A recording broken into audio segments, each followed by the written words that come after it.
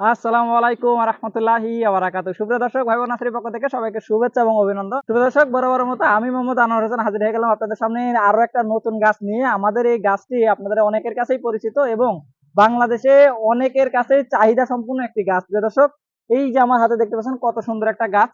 এইটি হচ্ছে আনারকলি গাছ বা অনেকেই এটাকে প্যাশন ফ্রুট নামে চেনেন, অনেকেই এটাকে ট্যাং ফল নামে চেনেন। প্রিয় দর্শক, এই ট্যাং ফল, আনারকলি অথবা প্যাশন ফ্রুট যাই বলেন না কেন, বাংলাদেশের গরম আবহাওয়ার মধ্যে কিন্তু এই গাছটির চাহিদা অনেক বেড়ে যায়। এই গাছের ফলের চাহিদা তার চেয়ে দ্বিগুণ হয়ে যায়।